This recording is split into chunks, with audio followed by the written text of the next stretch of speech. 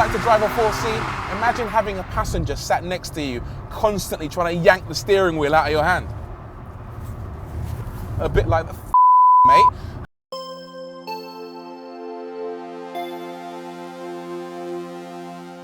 I've waited a long time to get my hands on one of these Alfa Romeo 4Cs. It's one of the only cars that I've seen in ages that I thought I'd buy one of these with my own money. If I had money. I'd remortgage the house, I'd sell my kidneys. Actually, scratch that. My kidneys are all shriveled up from years of bad decisions. But I'd sell my granny's kidneys. I'd remortgage my mum's house. It's that deep. Well, at least that was the theory. The reality is now I've got the keys in my hand and the car right in front of me. Do I feel the same way? Alfa, take my money. And these. Sorry, Granny. And who can blame me? Just look at the thing. It's arguably the best looking car on the market today. And that's no exaggeration. It's a perfectly formed baby supercar. Perfect is not the word, it's stunning. See, when most companies design a supercar, they tend to do it by the books. They put on a long bonnet, but the one on the 4C is stubby. They stretch the car, but the 4C is really compact. They put on a really big gaping grille, but the one here is tiny. They've torn up the rule book almost completely, but I think they've done it for the better. Even those weird as hell headlights, when I first saw them when this car was a concept at a motor show, that was a deal breaker for me. I thought, no way would I buy this car. But seeing them in the flesh, forget that, seeing them in the wild on these streets, they just look sensational. I love it, and I'm not the only one. This thing attracts attention wherever it goes. He loves it, she loves it, she wants my meat. Kidneys, people, kidneys. As beautiful as it is, this is an Alfa Romeo, and that means it's gonna have some quirks.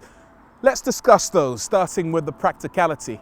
Now, the boot is absolutely tiny, and more to the point, you can't actually open it from the outside or even on the key. To do that, you have to flick a switch in the doorway.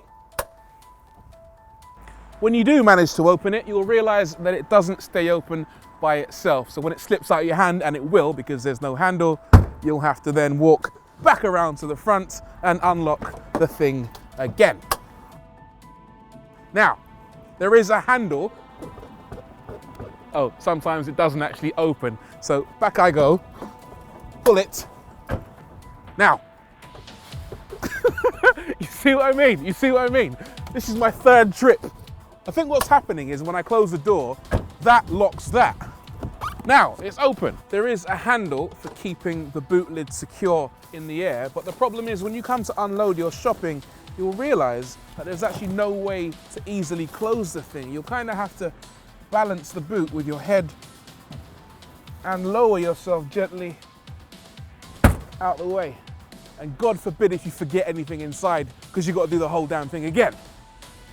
It's not all peaches and cream inside either.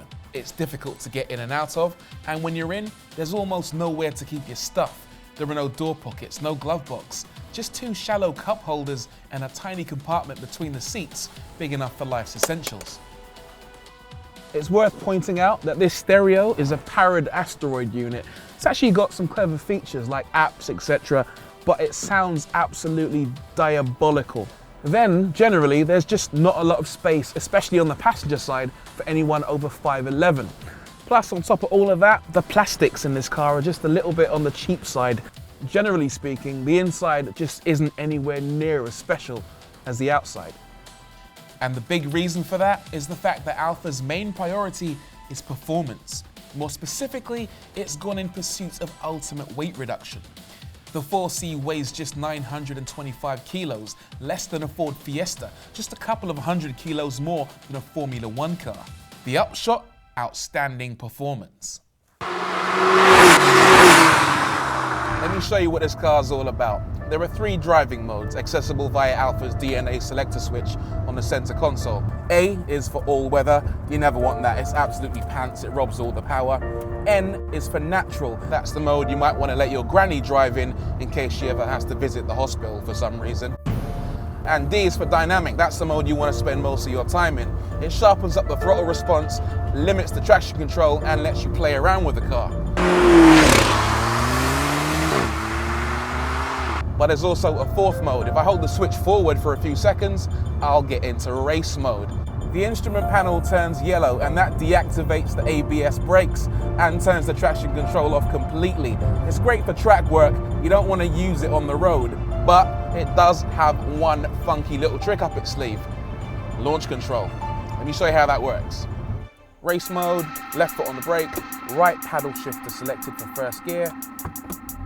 Rev it as hard as you can. It'll go to about 3,500 RPM. Then off the brake.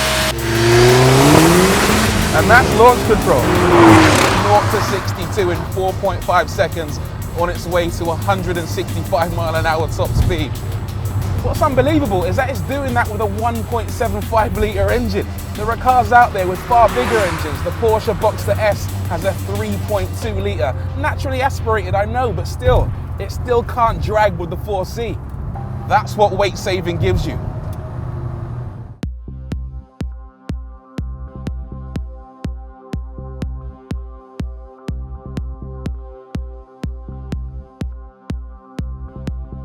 Another way they've saved weight is by not including power steering. This thing is directly connected to those. You feel everything that the road is doing transmitted via the steering wheel. It gives you incredible amounts of feedback. Unfortunately, I reckon there's too much feedback. There's not so much feedback as interference. Every undulation in the road, every change in camber, every time the wheels move, the steering wheel moves. If you want to know what it's like to drive a 4C, imagine having a passenger sat next to you, constantly trying to yank the steering wheel out of your hand. A bit like the mate. A bit like that. That level of connection is okay on a racetrack.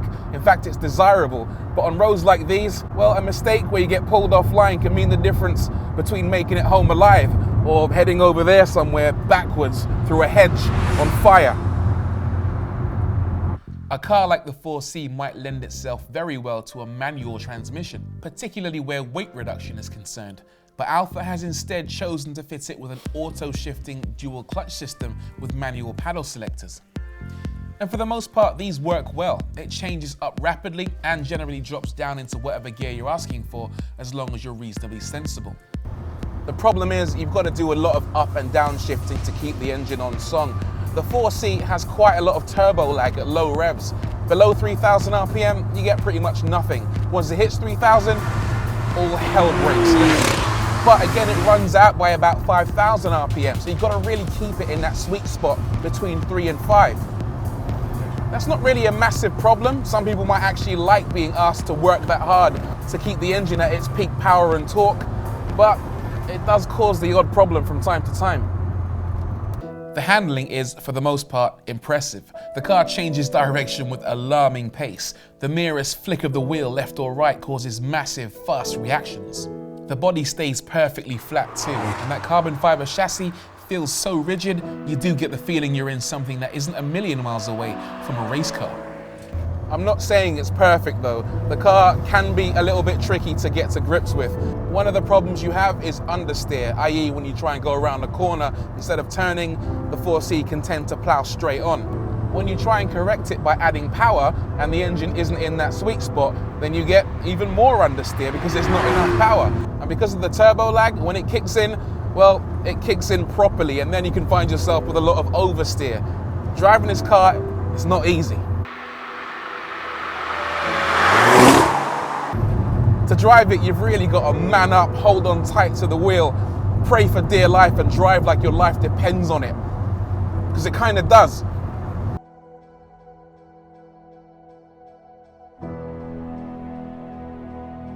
I know there are better handling cars, I know the 4C could be improved, but I just wouldn't change it for a thing. I like being scared, I like being excited when I drive. It reminds me of old school supercars that were really, really unwieldy, and at the same time incredible fun to drive. It gives you the kind of feeling that astronauts must have got before they took off for the first mission to space, or the first submarine crew when they went beneath the sea, or the Wright brothers when they first jumped off a cliff with a set of wings glued to their back. They had no idea what the hell was going to happen, and that's what it's like to drive a 4C. If you're easily scared, or you like an easy life, then buy something else. Me, I'm up for the challenge. I wouldn't have it any other way. It's different, it's fun, it's crazy, in a good way. Other cars might be faster, more precise, more predictable, and maybe subjectively better, but screw those cars. The 4C has character in abundance. Kidney or no kidney, it makes you feel alive.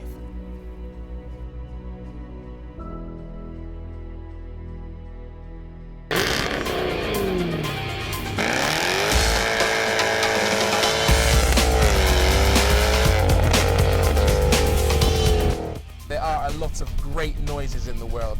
The sound of music, the sound of children laughing, the sound a woman makes when she's having a bit of a crisis. But this tops them all.